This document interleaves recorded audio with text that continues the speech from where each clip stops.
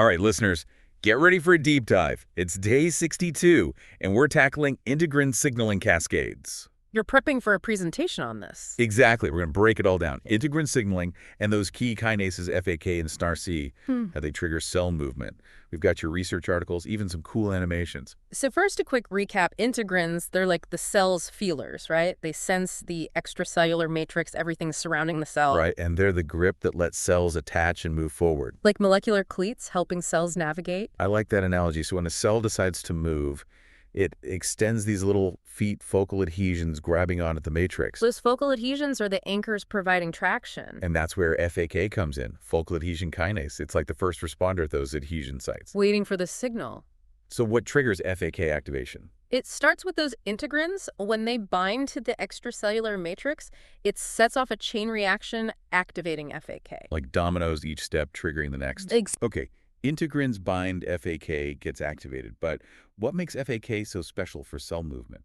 FAK has this unique structure, different domains, each with a specific function it can bind to integrins interact with other signaling molecules. It's like a molecular Swiss Army knife. Exactly. Perfectly equipped to handle the complex signals at focal adhesions. So it's not just receiving signals, it's directing traffic, making sure the right signals get passed down the line. It's crucial because FAK interacts with a lot of different molecules to make that movement happen. Okay, FAK is clearly vital, but there's another key player, SARC, right? Yeah, think of CRC as the amplifier. It turns up the volume of the signal that FAK starts. How does it do that? Through phosphorylation, it attaches phosphate groups to other proteins activating them. It's like flipping a switch. Yeah, exactly. And this cascade ultimately leads to the cell actually moving. Okay, I'm picturing these signals passing from molecule to molecule, but how do they translate into physical movement?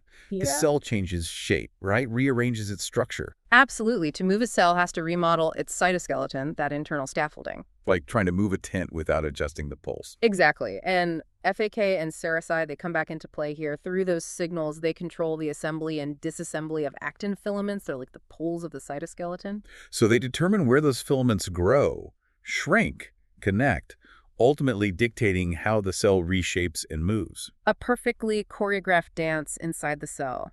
You mentioned an animation that shows this in action. Yes, we can actually see the cell extend protrusions, like reaching out and then retract its rear end.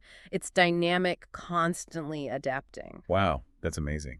It's easy to think about these signaling pathways in isolation, but integrin signaling doesn't operate alone, does it? You're right, it's not a solo act. Integrin signaling is constantly cross-talking with other pathways, like those from growth factors. Cross-talking meaning? It means there's a lot of communication within the cell, making sure everything is coordinated, for example, with cell growth and division. So cell movement is in sync with these other crucial activities. Exactly. Imagine a construction site.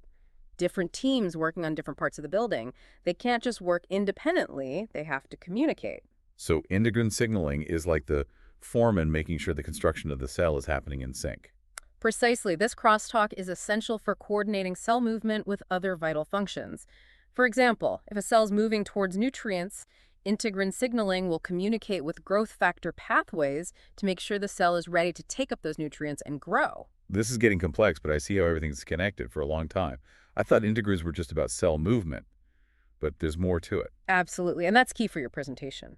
Integrins also play a crucial role in cell proliferation, cell growth and division, and even cell survival. Wait, really? So integrins are involved in movement, growth, and survival. They're multitaskers. They are, remember how FAK and SAPNAC activate that cascade of signals? Well, some of those signals can influence pathways that regulate the cell cycle when a cell divides. So integrins aren't just about moving cells. They're about making more cells, too. And this connection to cell proliferation has big implications for understanding development and disease. This is all incredibly interesting. But before we get into those implications, let's talk about how researchers actually study these complex signaling pathways. It seems daunting. It is, but scientists have developed amazing methods to study integrin signaling. We can visualize those signaling molecules, track their movements, even manipulate their activity to see how it affects the cell. So we have a window into the cell's inner workings. What are some of the techniques? Let's start with a couple of key ones for your presentation. One is Western blotting. It's like a molecular fingerprint that lets researchers detect specific proteins like FAK and Src and see how their levels change. So Western blotting is like a snapshot of what proteins are present. What about seeing where those proteins are located within the cell? That's where immunofluorescence microscopy comes in. Researchers use fluorescently tagged antibodies that bind to FAK or Src, allowing them to literally see these proteins under a microscope. Like a tiny camera inside the cell. Exactly. And then there's gene knockout. Researchers can remove the gene that codes for a specific protein like FAK or CRC and see what happens when that protein is absent. It's a what-if scenario, seeing how the cell behaves when a key player is missing. Exactly. And that can provide valuable insights into the function of that protein. Fascinating stuff. We've covered a lot of ground already, listener. We're going to take a quick pause here, but don't worry, we'll be right back to delve even deeper. Stay tuned. Welcome back to our deep dive. We've been talking about those integrins as the cell's feelers, and how FAK and CRC kick off the whole cascade that leads to cell movement. It's remarkable how these tiny interactions can create such complex processes, and what's fascinating is how sensitive this whole system is to the cell's surroundings. Sensitive how so? Well, a cell moving through tissue, it has to adjust constantly based on what it encounters. Okay, so is it bumping into other cells, or is it moving towards nutrients, or is the matrix around it stiff or soft? Right, the cell can't just move blindly. It has to respond. And integrins are key for relaying that information to the cell's internal signaling machinery. They're like tiny sensors detecting changes in the extracellular matrix. Other cells, even chemical signals. So not just grip, they're gathering intel, a real-time map. Exactly, and that's how the cell makes decisions where to go, how fast, even when to stop. Like an internal GPS. Great analogy, and this sensitivity is crucial, and things like wound healing cells have to migrate to the injury site. By following cues and sensing changes in the matrix, all thanks to integrins. Exactly. So it's movement with purpose. Incredible. And embryonic development, too. Cells are constantly moving, migrating, differentiating to form tissues and organs. All guided by integrin signaling. It is mind-boggling, but, this brings up a question. What happens when it goes wrong? Yeah, when this tightly regulated system gets disrupted, there must be consequences. Absolutely. Dysregulation of integrin signaling, too much activity or not enough, has been linked to a lot of diseases, from cancer to cardiovascular disease to autoimmune disorders. So it's not just about healthy cells moving correctly, it's about preventing unhealthy cells from going rogue. Exactly. Take cancer, for example.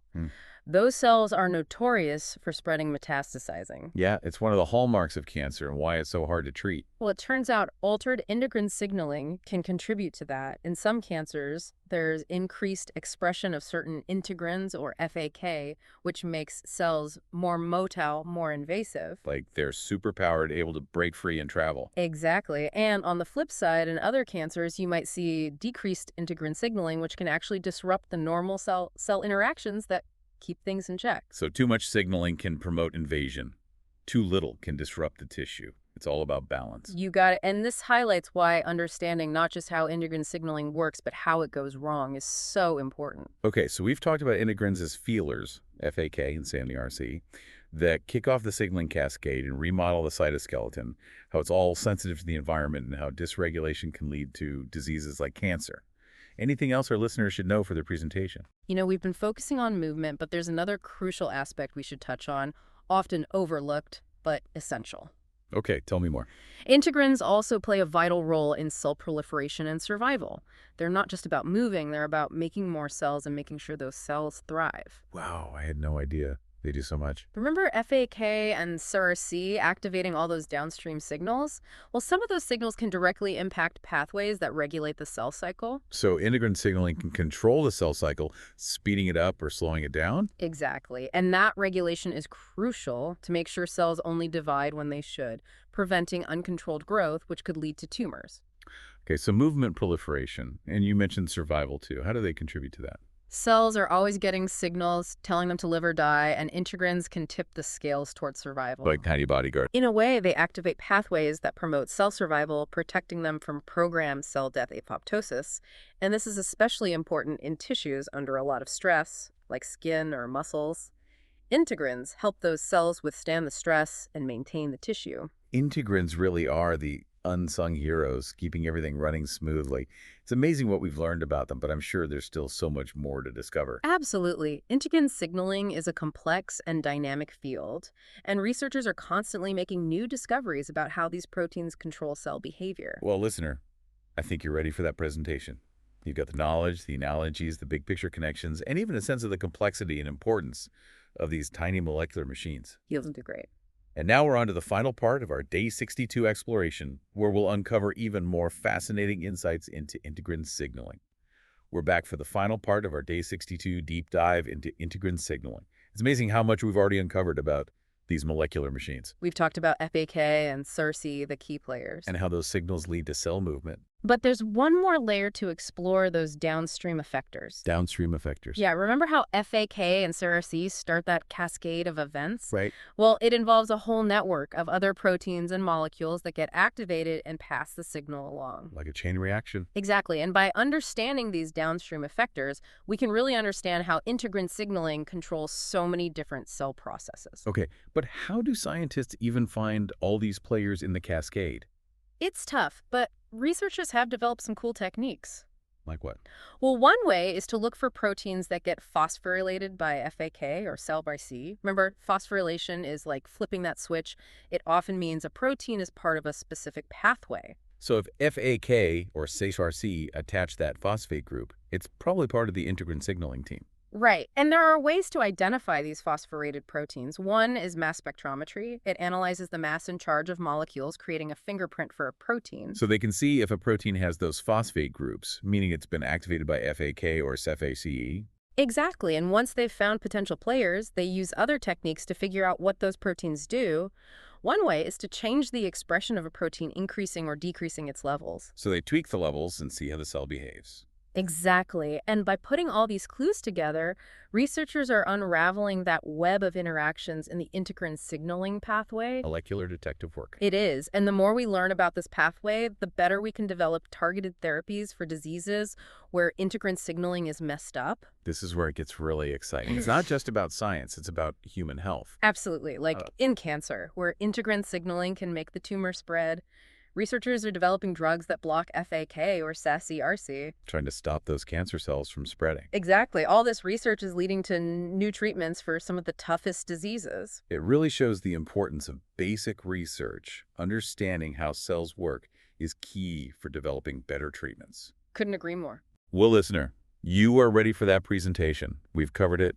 All those integrins acting as feelers, the FAK and SFRC duo, the downstream effectors, and how it all relates to health and disease. You've got this. Don't forget to share your presentation success with us. We love hearing about those aha moments. Keep exploring and stay curious. And we'll be here for your next deep dive into the world of science.